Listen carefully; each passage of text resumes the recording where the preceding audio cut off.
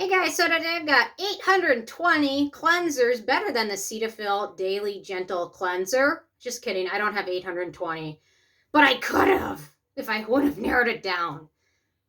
Because I find this one to be a little irritating for skin.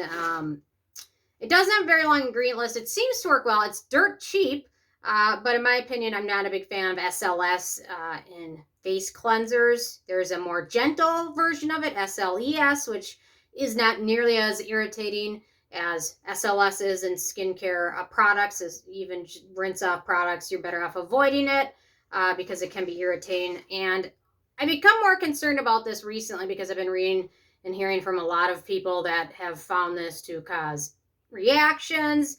Even if they've been able to use it for months, suddenly their skin will react in a rash, irritation, dryness, redness, itchiness, where it never has. And I think it's probably from long-term use of the SLS. It's just not that great for your skin, even in rinse-off products. So you're better off avoiding it, especially if you have sensitive skin. And in my opinion, this just isn't the best cleanser. There are better cleansers out there that are more gentle and still very affordable. So today that's what I've got to show you guys, is 8 of them, and then I've got a few runner-ups. So this is a cleanser I've repurchased. I don't repurchase a lot of cleansers because I'm usually trying something new. It takes a long time to use them up.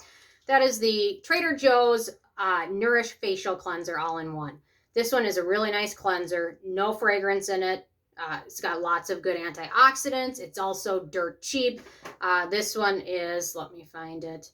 I didn't write it down. I think it's $1.12 per ounce. The Cetaphil, for reference, is 87 cents per ounce. So it is the cheapest out of my entire list, but these other ones are also pretty affordable. So if you're spending an extra $1 and finding something that's not as irritating, potentially, you're better off doing it. So the Trader Joe's, one of them, repurchased it a couple times.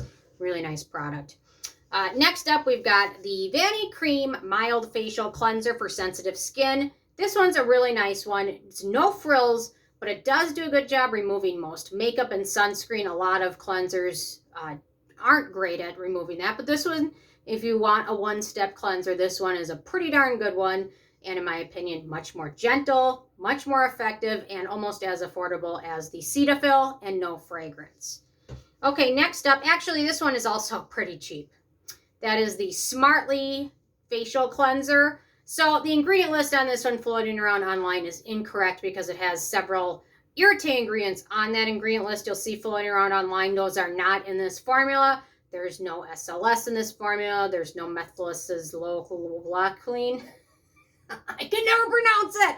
I practiced, I'm just never going to get it. The ingredient list for this one is pretty good. So this one's actually the most affordable of everything. And this one does a pretty good job removing makeup and sunscreen if you just want a first step cleanser. This one's dirt cheap, the cheapest out of everything. And it does a good job, non-irritating. Okay, next up. So this is a brand I found to be super hit or miss. Super hit or miss to the point where sometimes I won't even try their stuff. That is the Yes2 brand, although I will say their Avocado line is a little bit better than most of their other stuff. And it has no fragrance. This one is a pretty good cleanser. It is more of a second step cleanser than an all-in-one cleanser, but it is pretty gentle, and in my opinion, this is the best from the entire Yes2 line. I've tried a lot of them, especially their paper masks. Avoid those, but this one is the best product from that line I've tried, so worth checking out. Next up, we've got the Roche Posay Tolerating Hydrating Face Cleanser. I think you can also use it as a body cleanser too. This one's nice. Their other version is also really nice too.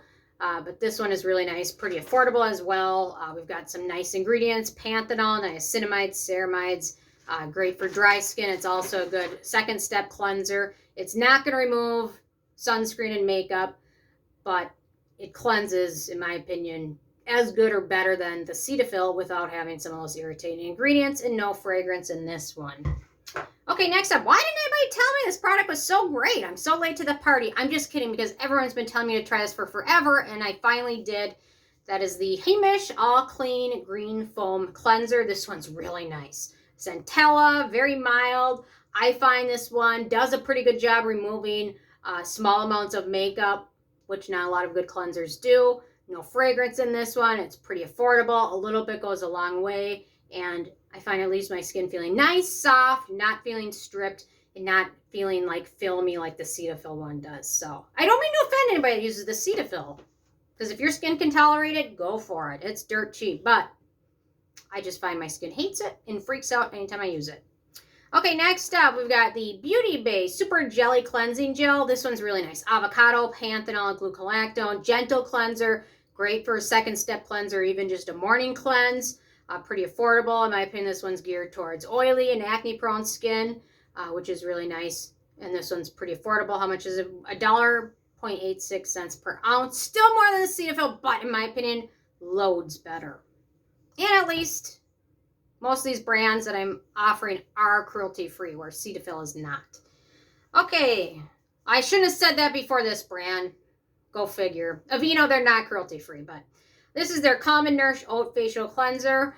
This one is a great second step cleanser, morning cleanser. It is not a do-it-all cleanser because it does not remove makeup or sunscreen, but it is pretty calming. Oat kernel, sodium hyaluronic, feverfew extract. I tend to use this one as a morning cleanser mostly. It's not my favorite evening cleanser, but for a nice quick morning cleanse, it does a nice job. Better than the Cetaphil. This one's $1.53 an ounce. I put all the information, the ingredients, and the dollars in the description, so be sure to check that out. Next up, we've got the Heterolipo Hyaluronic Acid Face Wash. This one's really nice. Hyaluronic acid is very gentle. In my opinion, this one does do a pretty good job removing little amounts of makeup, so it can be used for minimal makeup as a first step cleanser or second step cleanser. It does a pretty good job.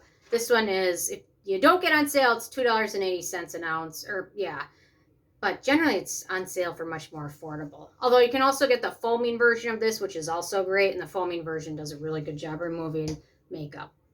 Okay, so those are my favorites. I've got 3 runners up because I have a hard time editing myself. So, okay, so I was going to include this one in the list, but then I decided not to because it's the most expensive. It's $3 an ounce, but that's the Versed Gentle Milky Cleanser. Really nice, really gentle, nice ingredient list. A little bit pricey, but it leaves your skin feeling really soft and smooth and not stripped or filmy.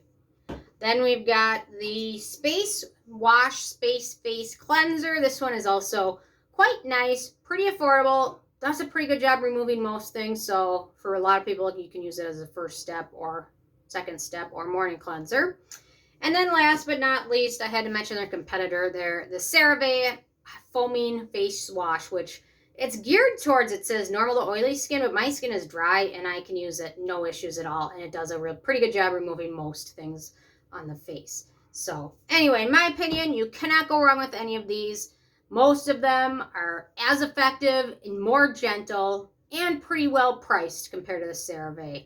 So the most affordable one obviously being the Smartly and the most expensive being the Versed, but they're all pretty good in my opinion, better than the Cetaphil, which a lot of people swear by, but try one of these and then tell me what you think, because I think your skin will be happier if you switch. So anyway, those are my thoughts today. I'm interested in hearing from you guys what your favorite cleanser is, or if you use the Cetaphil, what you like about it. So leave a comment. I love hearing from you guys, and stay tuned for more tomorrow. Okay, thanks so much.